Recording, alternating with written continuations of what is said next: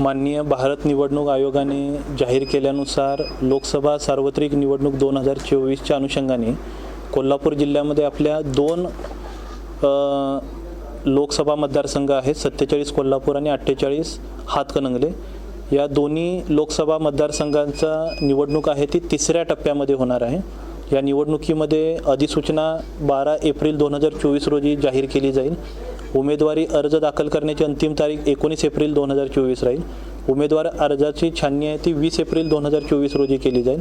उमेदवारी अर्ज मागे घेण्याची मुदत आहे ती 22 एप्रिल 2024 पर्यंत राहील. मतदानाचा दिनांक हा 7 मे 2024 आहे आणि मतमोजणीचा दिनांक हा 4 जून 2024 आहे.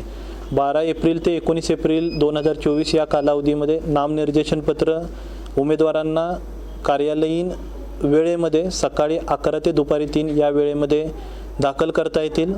नामनिर्देशन पत्र दाखल करण्यासाठी येताना उमेदवारांना रिटर्निंग ऑफिसर निवडणूक निर्णय अधिकारी यांच्या कार्यालयाच्या 100 मीटर परिसरामध्ये फक्त 3 वाहनं आणता येतील आणि उमेदवारासहित 5 व्यक्तींना नामनिर्देशन पत्र दाखल करण्यासाठी प्रवेश देण्यात येईल.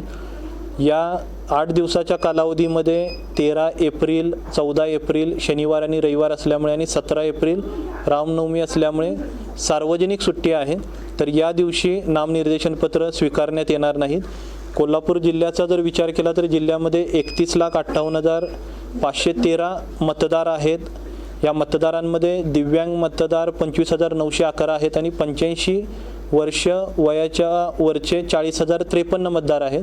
तर दिव्यांग मतदार आणि 85 वर्ष वयाच्या वरच्या मतदारांना होम वोटिंगची फॅसिलिटी अवेलेबल आहे.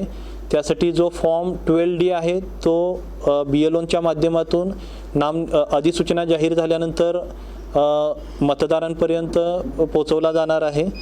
यासोबतच जिल्ह्यामध्ये 3,359 मतदान केंद्र आणि 9 सहाय्यकारी मतदान केंद्र ऑक्झिलरी पोलिंग स्टेशन यांचा प्रस्ताव आपण आयोगाला पाठवलेला आहे. तर या सर्व मतदान केंद्रावरती ॲश्युअर्ड मिनिमम फॅसिलिटी, इलेक्ट्रिसिटी, शौचालय, पिण्याच्या पाण्याची सुविधा आणि मतदारांना मतदानासाठी चांगल्या पद्धतीची सुविधा देण्याचा प्रशासनाकडून प्रयत्न केला जाईल. त्या अनुषंगाने तयारी झाली आहे. जिल्ह्यामध्ये काल निवडणूक आयोगाकडून निवडणूक जाहीर केल्यानंतर तात्काळ प्रभावाने आदर्श आचारसंहिता लागू झालेली आहे. तर आदर्श आचारसंहितेच्या अनुषंगाने काय करावं, काय करू नये आणि त्याबाबतच्या सूचना आजच सकाळी राजकीय पक्षांची बैठक घेऊन त्यांना देण्यात आलेल्या आहेत आणि याबाबतचा जो कक्ष तयार केलेला आहे त्या कक्षाकडूनही याबाबतच्या सर्व सूचनांची अंमलबजावणी होत आहे याची खात्री केली जाईल. जिल्ह्यामध्ये एकूण 85 फ्लाइंग स्क्वॉडची पथकं आपण स्थापन केलेली आहेत. एकूण 44 व्हिडिओ सर्वेलन्स टीम्स VST आपण स्थापन केलेले आहेत आणि व्हिडिओ व्ह्यूविंग टीम एकूण 21 पथकं आपण स्थापन केलेली आहेत. हे कालपासून ॲक्टिव्ह झालेले आहेत. जिल्ह्यामध्ये 39 ठिकाणी SSTची 112 पथकं आपण नोटिफिकेशन नंतर ॲक्टिव्ह करणार आहे. त्याबाबतचे कर्मचाऱ्यांचं प्रशिक्षण आपलं झालेलं आहे. तर यावर्षी निवडणुकीच्या दरम्यान मतदारांसाठी एक 2-3 ॲप्लिकेशन आहेत त्याबाबत वापरण्याबाबत मी आपल्या माध्यमातून आवाहन करेन. CVGILचं जे ॲप्लिकेशन आहे, CVGIL ॲप्लिकेशनवरती मतदारांना जर कोणतीही तक्रार करायची असेल किंवा आचारसंहिता भंगाच्या अनुषंगाने कुठली माहिती द्यायची असेल तर त्यांना माहिती देता येईल.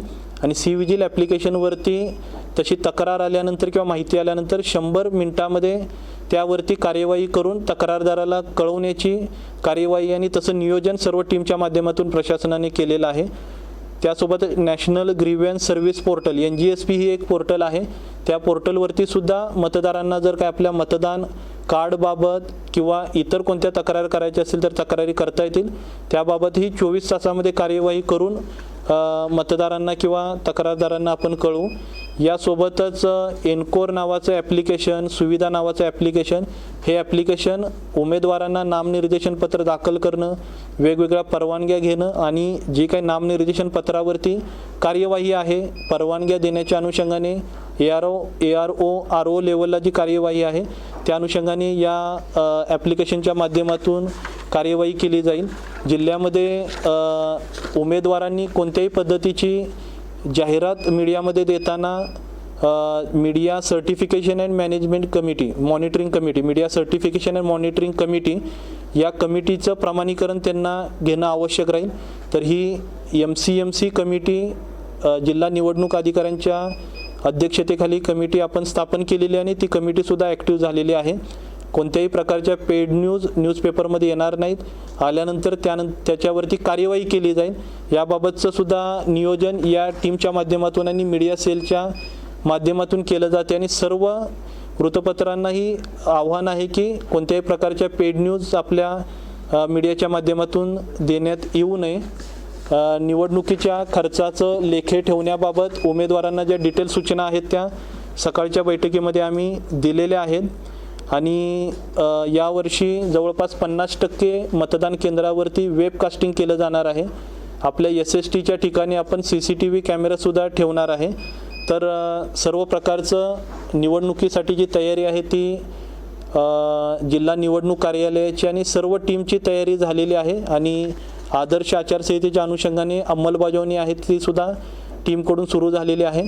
माझं जिल्ह्यातील सर्व मतदारांना नम्र आव्हान आहे. त्यामध्ये विशेषतः जे नवमतदार आहेत 18 ते 23 वर्ष वयोगटातील जे पहिल्यांदा मतदान करणार आहेत, जे 85 वर्ष वयोगटातील मतदार आहेत, दिव्यांग मतदार आहेत, जे होम वोटिंगचा ऑप्शन किंवा मतदान केंद्रावरती येऊन मतदान करणार आहे, सर्व महिला मतदार आणि सर्व मतदारांना नम्र आव्हान आहे की कृपया 7 मे रोजी आपल्या जिल्ह्यामध्ये मतदान होणार आहे. त्यासाठीची सर्व तयारी निवडणूक विभागामार्फत केली जाते. ही मतदान प्रक्रिया शांततेमध्ये फेअर अँड ट्रान्सपरंट पद्धतीने व्हावी यासाठी सर्व दक्षता प्रशासनाकडून घेतली जाते. तर 7 मे रोजी आपण मतदानासाठी आपल्या मतदान केंद्रावरती यावं आणि लोकशाहीने जो आपल्याला मतदानाचा जो अधिकार दिलेला आहे त्याचा आपण पुरेपूर लाभ घ्यावा, हे एक माझं नम्र आव्हान सर्व मतदारांना आहे.